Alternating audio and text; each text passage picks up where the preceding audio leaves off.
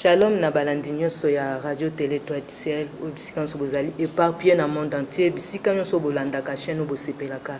et lelo to yesusu na bisika nyonso bosetrouver na bandako na bino babiro na bino po ete boyeba kozwa susu édition ya sika na nzela obolingaka mingi na plateau na bino ya invité du ciel. Alors lelo na yebi susu kozalanga mon côté comme d'habitude boyebi na yambaki pe na yambi mama na biso mama Shagi Sharufa oyo mama ya bana ebele mama pasteur o bolingaki bolandaki même ba témoin jelekaki ebele mais lelo to lelo bel kambu ya témoin j'étais mais tozolo belandi par rapport ya dei o tozwaki na ndako na mboka na biso awa et mama ki ko assister pe azala etake mama azape na oya nikoloba po ete biso totikali biso tolaki papa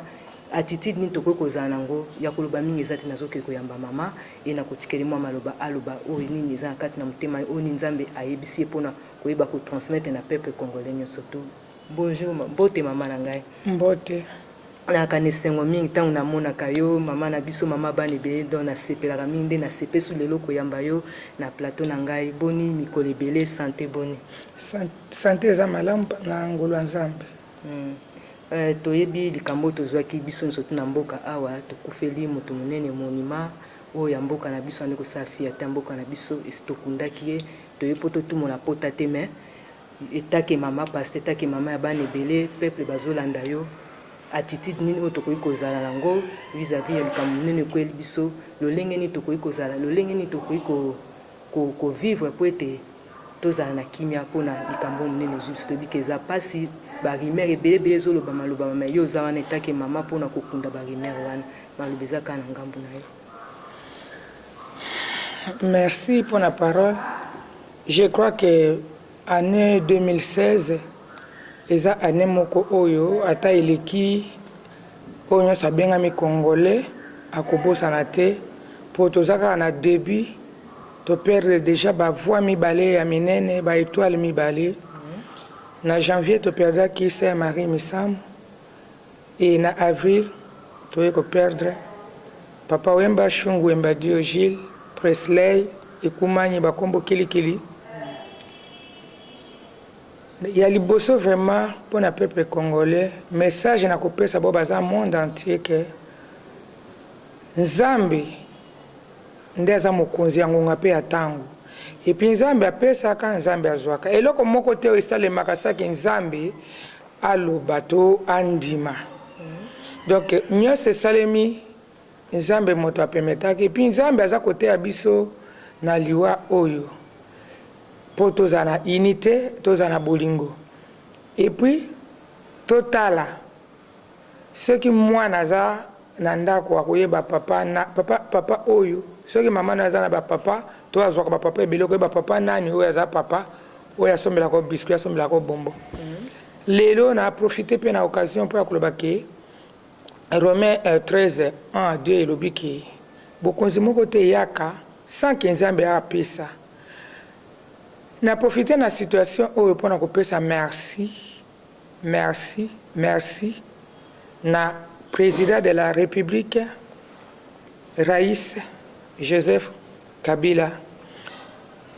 Na ndimi pe na confirmer kaza 100% Rais po aleli 100% star. Tolingi Papa Wemba, toleli est partout dans le monde. Na 4 coins cardinaux 5 continents du monde baleli Papa Wemba. Congolais soki tolinga mboka na biso. Lolenge tolingi Papa Wemba, lolenge toleli Papa Wemba. Bomone ne gouvernement esali. Ne gouvernement éthique 3 jours et salama na noté. Na parler du peuple. Polele motonyo satawa yebaka parler du peuple ta koti. Na sepeli yangwana na lobete Nzambe apambola bakonzi ya mboka surtout 100% Rais président Joseph Kabila pe gouverneur pe ba onyo sosaki organisation eleki malamu sans oublier ye moko roi des rois Jésus-Christ de Nazareth oyo toza kobondela mabolongo na se banda janvier papa mba kotaka na hôpital malade na Paris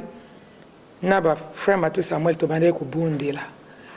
asali pe alakisi ka za Nzambe moto azokite moto akufite malgré les multitudes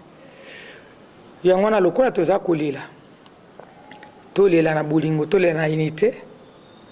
tolela pe na reconnaissance. Nga na yokaki sango nazaki na Cameroun ekweki na motema na ngai lokola kaki bien aimé tobongwami tozosambela toyebi nzambe mais Jésus ayaki mpona bato mabe ngai nde moto ya mabe ya liboso ntango ngai Jésus ayaki mpona nga eza mpo nazonga lisusu kokende kobenga bao baya libanda baya kozonga na kati na bonzambe mission na ngai yango wana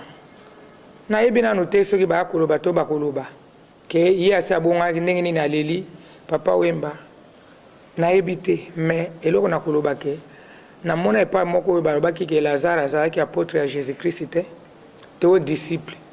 ndeko nende aza kotambola na Jésus mais Jésus moko akomaki liboso ya tombe ya Lazare kutu akati voyage na ye aye akomi liboso ya tombe ya leli ye moto azalaki nzambe donc pasi na motema ya koperdre étoile ya mboka ya koperdre ndeko papa ndenge bato bakoki koloba eza pasi na motema soki eza pasi na mitema na biso bakongole ntina bao baza bakongole te a plus fort raison ngai oyo navandaka na ye 32 ans oyo nazalaki fondatrice ya Viva la Musica oyo nayebaki kie Shungu Wemba Dio Gilles et kie Papa Wemba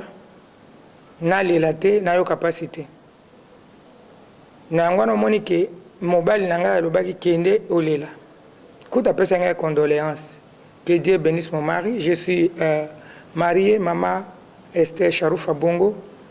napesi mbote na mobali na ngai Jean-Baptiste Bongo na motema monene akosupporte ke na kolela Papa Wemba puisque 32 ans ezali lelo te eza lobi te ezali vie mobimba alors nayebi te chrétien nini oyo na place na ngai oyo likambo bongo ekokwea kolela te faza ndoki yango wana na se rappelaka toujours ke bapayen bato babomaki Jésus te basouverain sacrificateur bazali bachrétien. Maman Shagi nalandi yo bien olobi 32 ans na bosalaki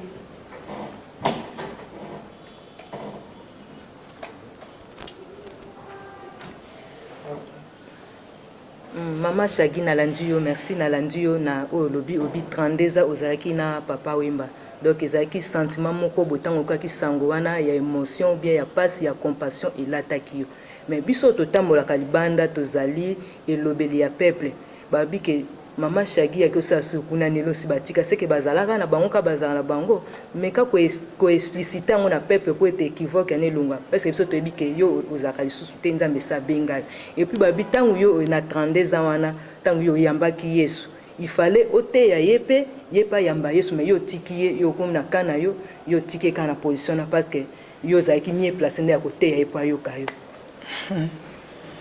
oyebi na mokili soko lobi oyo kaka les ondits yo kaka bato libanda ko sa eloko te yango to kaka bato Jésus yango na lobi na yo lelaki Papa Wemba bozaki na ye na lien moko olelaki na lelaki na cadre bato lokai mona oswe yango na lelaki OK na cadre wana bongo siko ba joueur na États-Unis ava ba beta soki volé bo balelaki na cadre ni ya 32 ans eza perte koperte moto eza pasi na moto je crois que même moto oyebi te soki omoni cercle ezoleka il faut esala opasi malgré ezali nzela ya bato nyonso puisque bible na biso na psaume 89 verset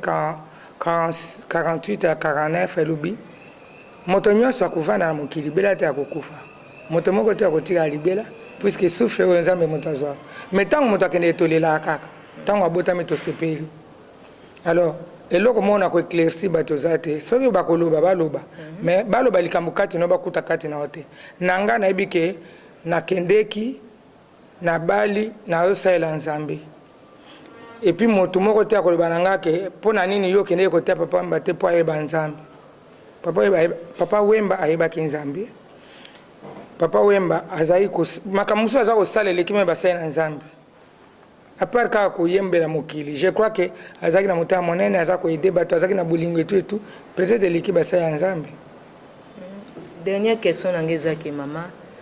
balobi ke bana misusu bakomi éparpillé. OK papa azaki papa ya bana ebele même na biologiquement azali na bana ebele mais lelo bana basé éparpillé yo posa mama ya bana ebele na état que pasteur musalo saka ki pasteur pourquoi pas osangisa bana wana bazala ini parce que babi lelo bana ebele bazaya ko kabwana misu babi ke bawangani bango bayebi bango te yo nataki mosala nzambe rôle na yo ya basali na nzambe okoki koloba nini na bana po ete bazala ini basangana mpo na nga rôle na nga ataki mosala na nzambe mpo na bana ke bana baza éparpillé bana baza ensemble bango so rôle na ngai en tant que racheté de l'internet en tant que na encadraka baorphelin baorpheline et tout et en plus de ça il y a moto nayebaki malamu oyo moto asalaki ete au travers ye nzambe asalaki autilisaki mingi mpo nayebana nkombo na ngai lelo ye ezala célèbre nakotika bana na ata mokolo moko te nakotika bango te je crois que pour respecter mémoire na ye il faut nalinga bana wana na encadre bana wana surtout aza na yina ne nakolisa ye mpo nakolisa mosusu asa oyo ya liboso kokuna na bokola ye nazalaki ne na poto navanda ne ndako moko ti abali aza na bana mitano na kati ya bana na ye mwana moko ana nkombo na nga donc nalobaka toujours papa oyo baza papa ya bana na nga mpo abota bana oyo basalaka esengo na nga et c'est tout. Et voilà, nasi bozui déjà ba réponse na mituna mino bozaki nango bisika surtout bozali il y a pas de souci makamba ko loba libande zate déjà bozui biyano na mina mituna bozaki nango. Merci na yo maman pour la disponibilité na yo, merci na bino surtout bolandaki, merci na bandeko basimbi caméra Michel wazana sima caméra, merci na bandeko so assista ki biso ndeko Tiffany maman vodi bino so boze belé nzamba pambola bino pona lelo to lobi nzamba pambola bango na pe na za ko remercier bana poto nyonso surtout bana Bruxelles ser na ngai malubombo ka oyo azwaki sale pona matanga ya papa Wemba Thérèse Dembo bafuti tike bayeti awa mata baati lik nanga bango nyonso bazaki ensemble basali ebele Jean Nikosh bazwi sale basali matanga ti bapanzaki yango lelo bomona na osolola avant to banda nzambe apambola bino na bolingo wana bana pe ya Paris nyonso oyo bayaki ba José Kongolo bana nyonso ya ba ministre bana Firenze ba notable nyonso molokai nzambe pe apambola bino ndembo déplacer boye a kolela papa Wemba message na nga suki ezali na mosala nzambe na kotika bongo te oyo ezala enseignement eza conseiller na ngana bino et que tout est vanité tolanda nzambe totikala na Yesu tokangama na ye tosalela ye voilà tokangama na Yesu totikala na Yesu parce que toyebi ngonga te toyebi te lobi tozalaki na papa na été lelo yozolanda biso tamsu loboko landa biso te donc c'est préparé à conséquent ndenge Amos 4 lobi keto c'est préparé parce que toyebi la te toyebi ngonga te mpona lelo je vous aime na pamboli bino na kombo na Yesu.